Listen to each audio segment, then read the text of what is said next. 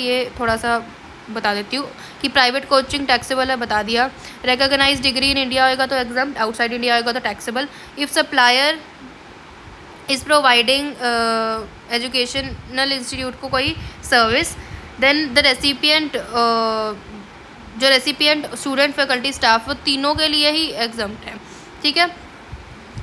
particularly for the recipient if supplies and providing through education institute then also is example for the webinar and seminar कराते हैं वैसे। अब आ जाओ input service पे। Input service मतलब यहाँ पर जो रिसीवर है, रेसिपिएंट है, दैट इज़ एजुकेशन इंस्टीट्यूशन, ठीक है। तो transportation of students faculties and staff मतलब वैन्स की facility, catering including mid day meals sponsored by government, security और हाउस कीपिंग सर्विसेज, जो staff and all non teaching staff रखा हुआ था टीचर्स ने, और सॉरी मतलब अपने एजुकेशन इंस्टीट्यूशन ने, that provide service within the premises of the education institution, then these services are exempt only for pre school and higher secondary school, बाकियों के लिए नहीं है। Not exempt for institute recognised degree providing recognised degree और vocational training, मतलब अगर college में जो हाउस कीपिंग स्टाफ होता है, जैसे नॉन टीचिंग स्टाफ होता है, उनकी सर्विसेज आर नॉट एग्जाम्प्ट। बाकी schools and higher secondary school में, प्री स्कूल में these services are exempt. So ये यहाँ पे एक्सप्लेन किया that if school appoints any XYZ transporter then XYZ transporter issues invoice of this, for example 5 lakhs to school, then this 5 lakh is exempt from GST. There is no GST to be paid on this. Next is services related to the admission or conduct of examination, मतलब entrance exams and all, that these entrance exams and related services are exempt for all the institute like जो degree दे रहे हैं वो भी, school भी और vocational training वाले भी, ठीक है। Next is online education journal and periodicals, that is exempt only for educational institution providing recognized qualification and not exempt for school and vocational training। ये थोड़ा एक लर्निंग वाला पार्ट है, इसमें समझाना कुछ भी नहीं है, ये थोड़ा सा चार्ट है, इसमें मिक्स करके लिखा है, नो प्रॉब्लम, ठीक है। तो हमारी एजुकेशन भी होगी और आई थिंक सारी सर्विसेज कवर हो गई और हमारा सिलेबस फर्स्ट यूनिट का कंप्लीट भी हो गया है। फिर भी मैं टैली कर लेती हूँ 1 सेकेंड। हाँ जी, एजुकेशन हो गई, इंटरेस्ट हो गया, इसमें बता देते हैं। Education,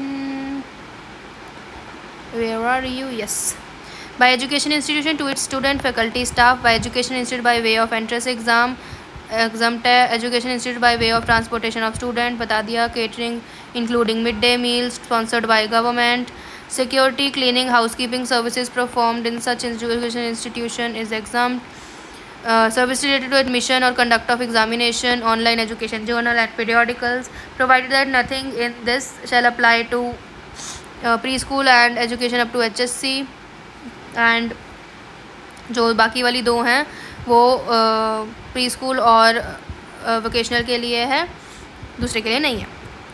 service in affiliation provided by any board और similar body controlled by government,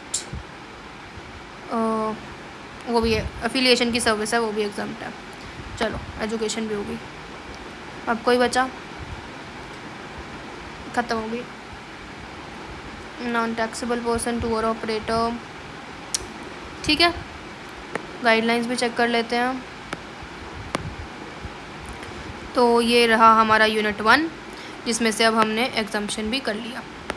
तो हमारा कॉन्स्टिट्यूशन फ्रेमवर्क डन, रैशनल हो गया, स्ट्रक्चर ऑफ जीएसटी हो गया, काउंसिल हो गई, जीएसटी नेटवर्क हो गया, स्टेट कंपनसेशन मैकेनिज्म हो गया, रजिस्ट्रेशन मैंने डाल दिया एंड एग्जम्पशन भी हो गया।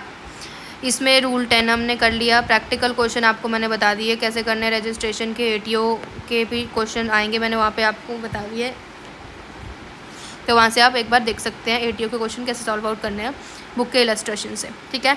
रेवोकेशन एंड ये भी हो गया, ये सिर्फ ब्रीफली डिस्कस बोला था तो इसलिए मैंने ज़्यादा डिटेल में इसको कवर नहीं किया है।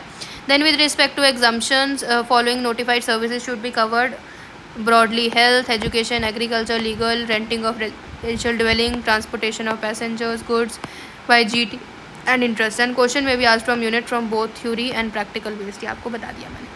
तो हमारी ये 2 वीडियोस भी कंप्लीट हो चुकी हैं and with this our unit 1 is completed.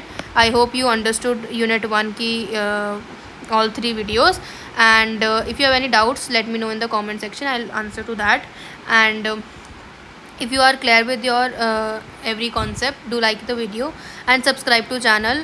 Do share it with your friends ताकि सबका भला हो. Thank you so much.